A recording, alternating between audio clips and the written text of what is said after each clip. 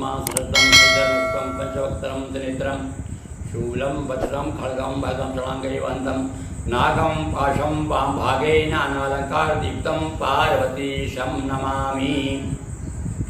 भगवान शिव के चरण अनुरागी बंधुओं, भगवान शिव की कथा शिव महापुराण से लेकर के हम आपके सामने एक संक्षिप्त शिव पुराण तैयार कर रहे हैं और उसके माध्यम से दोहा चौपाइयों के माध्यम से भगवान की प्रमुख कथाएं आपको सुना रहे हैं।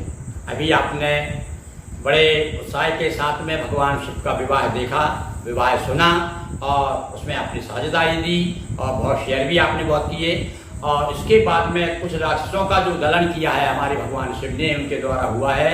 जैसे कि अभी हम देख रहे थे कि शंखचूर्ण है, आपका जलंधर है। अब एक राक्षस की कथा और आती है, इसके बाद में फिर प्रसंग बदलेंगे। और ये कौन सा राक्षस है, इसका नाम भी आपने सुन रखा होगा, जो सुनते रहते हैं पुराणों की कथाएं। अंधक, उसका नाम है अंधकासुर। ये अंधा ही पैदा हुआ था, इसलिए इसका नाम। तो देखिए, अंधा होते हुए भी कितना बलवान था कि उसकी जो है उल्लेख पुराणों में किया जा रहा है। अब देखिए आपको भगवान क्या विचित्र विचित्र कथाएं हैं, भगवान शिव से संबंधित है कथा है। इसलिए विशेष रूप से हम राक्षसों की कथा भी कहता है, क्योंकि इसके माध्यम से भगवान शिव की कृपा हमको प्राप्त होती है। देखिए आप, लीलाधर शिव शिवा की लीला विविध प्रकार, कभी रौद्र यरुवीर रस कबौ दिखे श्रृंगार। अधिकांश भगवान रुद्र का नाम लेते ही लगता है अरे भगवान भैया ये देवता तो बड़ा क्रोधी देवता है, बोले तो तम के देवता हैं, ये तमोगुण के देवता हैं, लोग ऐसा मानते हैं। पर भैया जब ग्रस्त आश्रम में आते हैं तो वो लौकिक व्यवहार करते हैं। तो हमारे जो नौरस है ना, तो नौरस में केवल रौद्र रस ही नहीं है, वीर रस ही नहीं है, और उसमें श्रृंगार रस भी है। तो यहाँ पर आज थोड़ा श्रृंगार की चर्चा करते हैं। कभी अभी शादी हुई है भाई, ताजी शादी हुई भगवान भोलेनाथ की, पार्वती की। तो ये इन्होंने क्या किया, ये जाकर के वहां से कैलाश से चले। उन्होंने कहा भाई देखो ग्रस्त आश्रम में जंगल में कहाँ पड़े रहेंगे। तो काशी जी आ गए और काशी जी आकर के इन्होंने अपनी राजधानी बनाई। भैरव बाबा को बुलाया, चलो तो आपको कोतवाली का काम सौंपते हैं, आपको रक्षा करना है नगर की। तो आज भी जो है भैरव जो है कहते हैं काशी जी में भगवान शंकर की नगरी की रक्षा कर रहे हैं, कोतवाल हैं। और मैंने तो अब यहाँ तक कहीं पढ़ा है कि भाई काशी जी में आज भी जो है जो उनका कोतवाली भैरव भाट जो है, वहां पर थानेदार भी कुर्सी पे नहीं बैठता। वहां पर कहते हैं यहाँ का कोतवाल तो भैरव है, तो कुर्सी पे भैरव की मूर्ति रहती है और बाजू में कुर्सी लगा के थानेदार बैठता है। आज भी वो चीज आपको देखने को मिलेगी।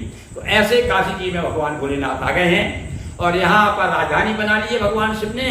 और इसके बाद में एक दिन विचार किए चलो पार्वती थोड़ा घूम आते हैं। अपन लोग जैसे हनीमून मनाते हैं ना, आप लोग विवाह हो जाने के समय, तो आप ये मानिए कि ये शंकर जी हनीमून मनाने गए। कहाँ गए, ये मंदराचल पे गए हैं, मंदराचल पर्वत पे पहुंचे। अब वहां जाकर के वहां पर उनकी छुआ हुई और क्या हुआ, भगवती पार्वती ने जो है दर से दौड़ते दौड़ते आई और भगवान शंकर की आंखें मूंद ली। और जब आंखें मूंदी तो आप देखिए, और कहते हैं ना ये भगवान शिव के जो है सूर्य और चंद्रमा दोनों नेत्र हैं। जब दोनों नेत्र बंद हो जाएगा तो अंधेरा हो जाएगा।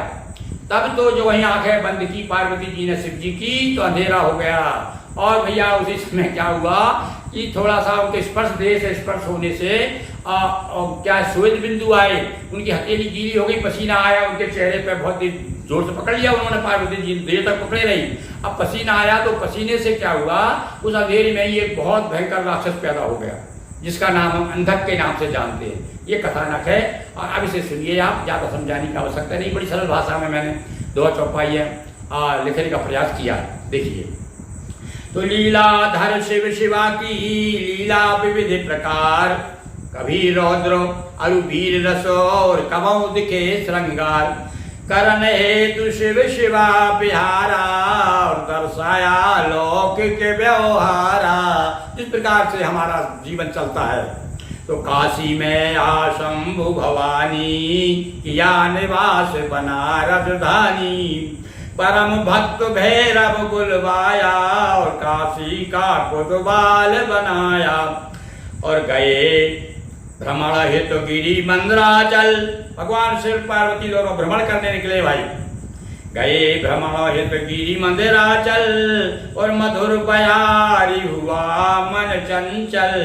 अब देखिए क्या चंचलता दिखाई पार्वती जी ने कि लीला की न एक बचकानी, और बंद किए शिव नेत्र भवानी। भवानी ने शिव जी की आंखें मूंद ली, भागते भागते आई।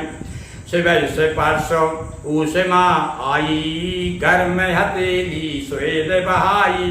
नेत्र बंद फैला नियारा, और गायब हुआ जगत उजियारा। संसार अंधकार में हो गया। प्रकटा पुरुष एक अति काला, नेत्र विहीन वेश विकराला।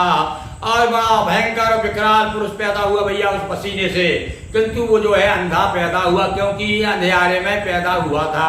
तो जब गिरजा निज हाथ हटाया, और नव प्रकाश एक पुरुष दिखाया। जब हाथ हटाया उजाला हो गया, तो देखा तो एक बड़ा भयंकर जो है एक पुरुष खड़ा हुआ है, काला कलूटा। कभी हंसे नाचे अरु गावे, और कभी कभी जम के चिल्लावे। बड़ा जोर से आवाज लगा रहा है, रो रहा है, कभी चिल्ला रहा है, कभी हंस रहा है, कभी इस प्रकार से बड़ा भयानक विकृति रूप वाला एक व्यक्ति जो है और पार्वती जी को दिखाई दिया। तब पूछा पार्वती जी, पहले तो डर गई, भय हो गया उनको, अरे ये कहाँ से पैदा हो गया, कौन आ गया। पूछा शंकर जी से, पूछा कौन कहाँ से आया, और शिव बोले है सब तब माया।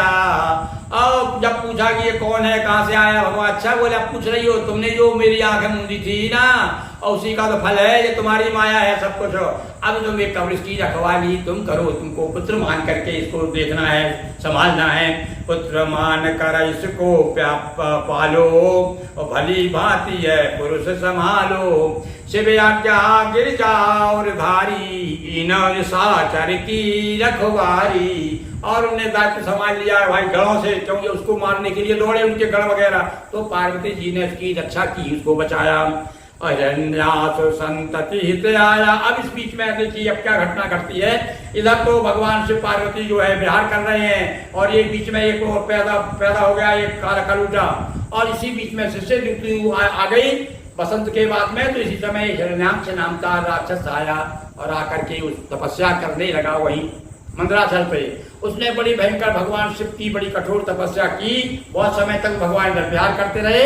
और उसके बाद में जब तपस्या उसकी पूर्ण हुई, तो भगवान प्रसन्न होकर उसके पास जाते हैं और कहते हैं, कठिन तपस्या लख शिव आए, और कहा मांग वर मृदु मुस्काए।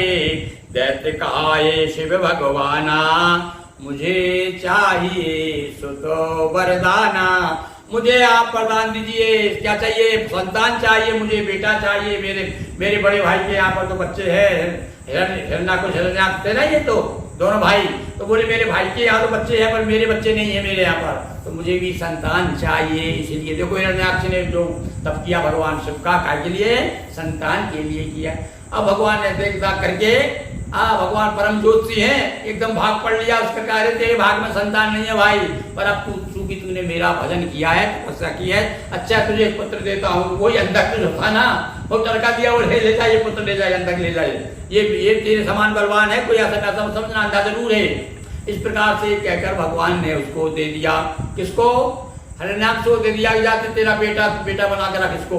अपने आप ही है ना भाई, इसकी संतान नहीं होती तो गोद ले लेते हैं, और गोद के लेकर के और उसका पालन पोषण करते हैं। तो इसी प्रकार से जो है कठिन तपस्या लख शिव आए, कहा मांगो वर मृदु मुस्काए। दैत्य कहाए शिव भगवाना, मुझे चाहिए सुत वरदाना। दैत्य वंश का नाम बढ़ाए, और कैसा हो कि महिमा जगती में छा जाए, ऐसा पुत्र दीजिए। तो भगवान कहने लगे, नहीं भाग में तब संताना, लेकिन ले यह पुत्र सयाना। अरे ये ले लेते, ये भी बड़ा चतुर है और बहुत बलवान है, अंधक नाम बहुत बलवाना, ऐसा कह शिव की न प्रदाना। भगवान ने उसको दे दिया, क्या कह करके, ये तेरे ही समान बलवान है। हिरण्याक्षो बन कर सुत वाला, पुत्र वाला बन गया, अब तो संतान वाला बन गया। और पर इसने क्या किया, साथ में पृथ्वी को भी साथ में चुरा के ले गया। अपनी संतान तो ले गया, पर पृथ्वी को भी बताते डुबा दिया, ऐसे ले गया, पाताल ले गया, पृथ्वी डूब गई पूरी। ऐसी कथा न काती भैया, प्रलय हो गया, तो एक तरह समझ लीजिए। हिरण्याक्ष बन कर सुत बाला, और पृथ्वी सहित गया पाताला, और देवलोक पर कीन चढ़ाई, सभी देव की शामत आई। सारे देवताओं का राज छीन लिया और पृथ्वी को ले जाके पाताल में छिपा दिया। अब तो भैया देवता लोग फिर वही बात, जब जब आफत आई, जब जब भीड़ पड़ी भक्तों पर, तब तब भई सहाई। भगवान कब सहायता करते हैं? जब भक्तों पर भीड़ पड़ती है। देवता लोग फिर पहुंच गए भगवान के पास में और कहने लगे असुर गण सर्व शरण में आया। और सबसे पहले ब्रह्मा वही बताते ब्रह्मा जी के पास। ब्रह्मा जी कहते चलो भगवान विष्णु के पास चलो।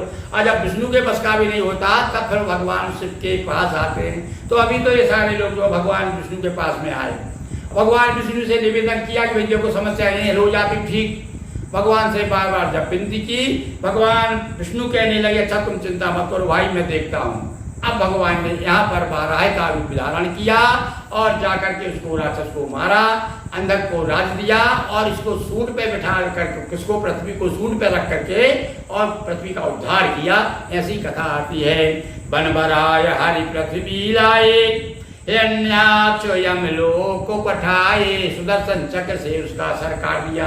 वहां भी बड़ा भयंकर हुआ, बिना युद्ध के तो राक्षस लोग मारे नहीं सकते। और ऐसा तो नहीं कोई बैठा और जाकर चक्कर चला कर मार दे धोखे से, ऐसा तो कई कथा नकाते ही नहीं। क्योंकि ये भी जो है आमने सामना होता था और भयंकर युद्ध होता था। उसके बाद में एक दूसरे की हार जीत होती थी। तो यहाँ भगवान बाराह बन के गए और बहुत युद्ध हुआ, बहुत उसको लड़े उससे और उसका फिर जो है सुदर्शन चक्र से सर काट दिया। हिरण्याक्ष को मार करो पृथ्वी की उद्धार और देवलोक होने लगी। हरि की जय जयकार, उमापति महादेव की जय, हर हर महादेव शंभो। दोस्तों वीडियो को लाइक करें, शेयर करें, चैनल को सब्सक्राइब कर घंटी की बटन दबाएं, ऑल के ऑप्शन को भी क्लिक करें। बहुत बहुत धन्यवाद।